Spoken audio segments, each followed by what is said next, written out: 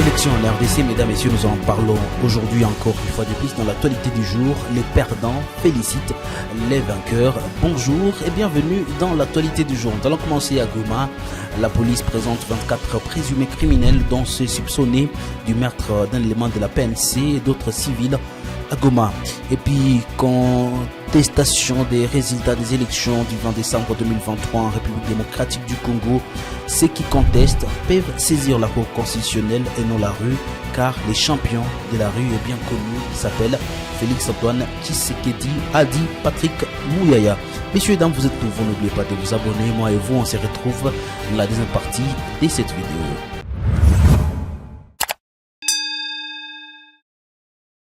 Comme je l'ai dit dans la première partie de cette vidéo, la police présente 24 criminels dont c'est soupçonné du meurtre d'un élément de la police nationale congolaise devant donc le gouverneur de la province du Nord Kivu.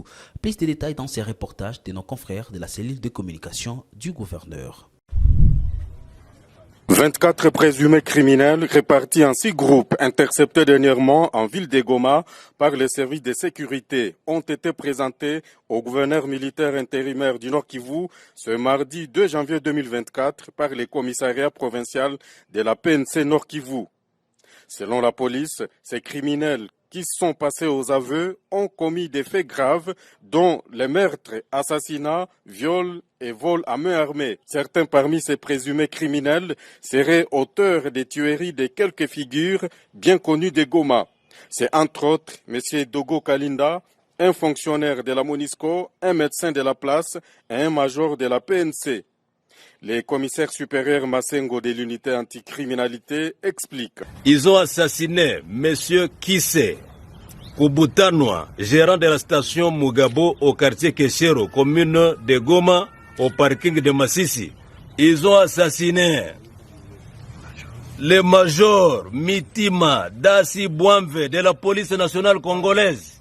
Il était commandant adjoint appui et gestion du théâtre urbain Karisimbi, avec 5 civils et son garde de corps qui a été blessé grièvement. Heureusement, il a survécu. Ils ont assassiné M. Dogo Kalinda au quartier Ndosho, commune de Karisimbi. C'était le 1er novembre 2023 vers 19h30. La famille de la victime est là avec les enfants. Tout en félicitant les services de sécurité pour le travail abattu, le gouverneur Peter Chirimwami promet de les acheminer auprès des juridictions compétentes pour que justice soit faite. Nous félicitons la police et les services de sécurité pour le grand travail abattu. Nous pensons que ces criminels ne resteront pas impunis. Ils ont tué les gens, ils ont violé, ils ont arraché les téléphones. Je pense que nous devons, en toute sincérité, féliciter la police et l'armée et tous les services de sécurité pour ce qui est en train de se faire. Et nous allons poursuivre sur la même lancée pour ramener la paix et la tranquillité dans cette ville de Goma. Notons que les familles des victimes ont remercié la PNC et d'autres services de sécurité pour cet exploit. Le général-major Peter Chirimwami, gouverneur militaire ad intérim de la police de la province du Nord Kivu, a adressé ses félicitations à Félix-Antoine Tshisekedi, proclamé vainqueur comme président de la République démocratique du Congo. Pour ce second mandat du président de la République, le gouverneur militaire du Nord Kivu reste convaincu que Félix Tshisekedi pourra poursuivre et parachever sa grandiose œuvre de la modernisation et surtout de la pacification de ces pays, la République démocratique du Congo. Suivez ici le gouverneur du Nord Kivu. Avec l'expression de mes hommages les plus déférents.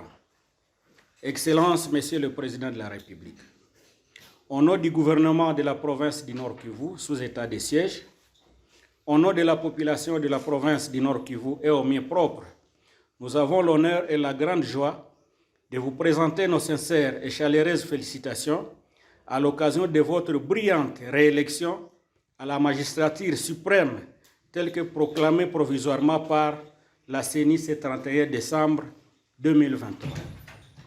Cette élévation que nous faisons nôtre et qui demeure l'expression démocratique du peuple congolais résulte de l'amour du travail que vous avez pu réaliser de manière patriotique depuis que vous êtes aux commandes de ce grand et riche pays qui est la République démocratique du Congo.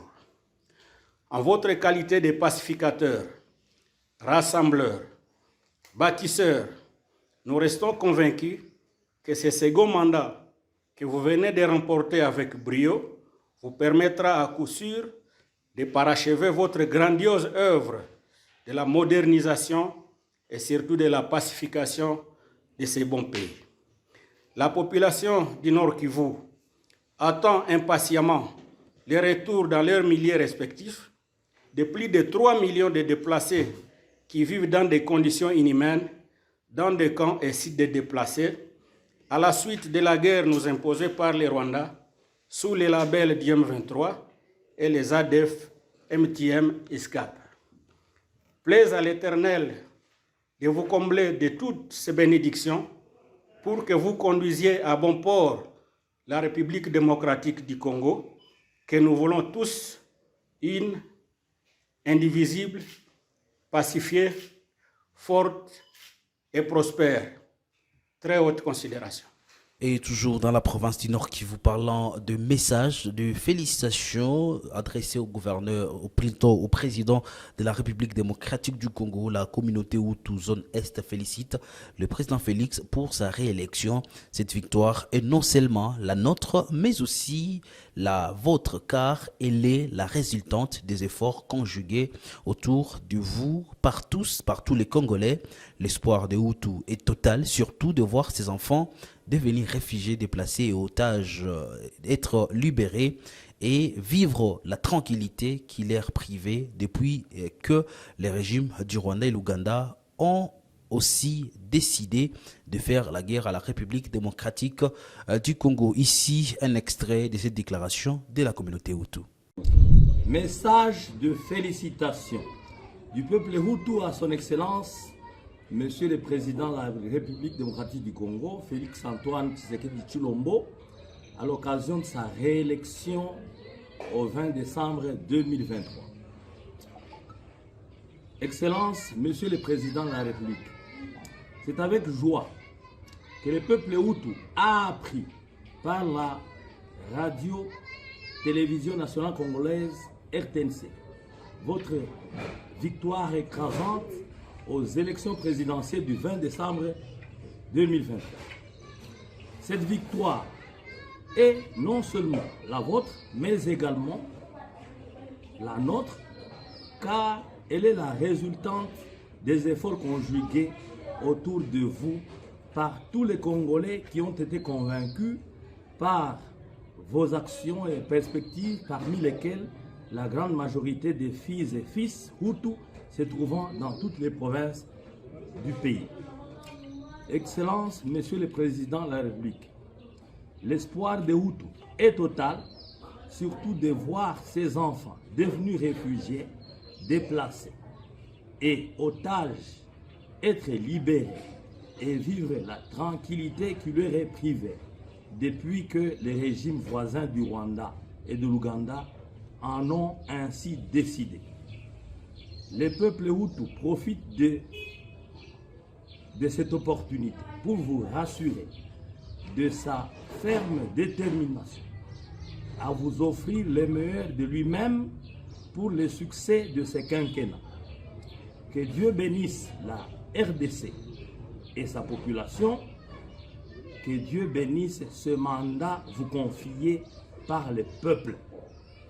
Fait à Goma le 2 janvier 2024 pour le peuple Hutu, zone Est, Bimenimana Samvra Innocent, président ad interim. Et puis, il faut le dire, face aux contestations post-électorales, le gouvernement appelle au recours légal et met en garde contre les violences. Le porte-parole du gouvernement congolais a souligné que ceux qui contestent les résultats sont invités à saisir la Cour constitutionnelle plutôt que de descendre dans la rue Il a dit, je cite, « Ceux qui contextent peuvent saisir la Cour constitutionnelle et non la rue, car le champion de la rue est bien connu.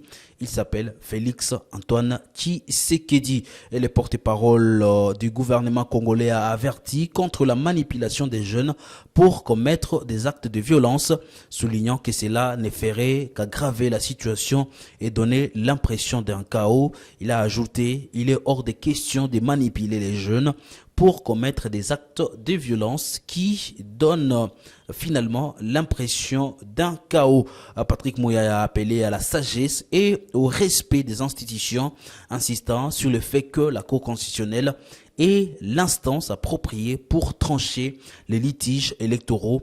Il a souligné, je cite, « La démocratie repose sur le respect des règles du jeu et des procédures juridiques établies. » La déclaration du porte-parole du gouvernement vise à prévenir toute escalade de la violence post-électorale et à favoriser la stabilité politique dans le pays. Il a conclu en ajoutant « Nous ne voulons pas d'un chaos dans notre pays, nous voulons de la stabilité et du progrès », faisant référence donc à la sortie médiatique de la CENI lors de la proclamation des résultats provisoires. C'est mercredi 3 janvier 2024 et les derniers jours accordés aux candidats à la présidentielle qui voudraient contester les résultats provisoires publiés par la CENI pour déposer le recours à la Cour constitutionnelle. Celui-ci dispose de 7 jours, soit du 5 au 11 janvier, pour les traiter. La publication des résultats définitifs devra intervenir le 12 janvier 2024. Messieurs et dames, ça sera tout pour l'actualité du jour. Messieurs et dames, merci à vous de nous avoir suivis.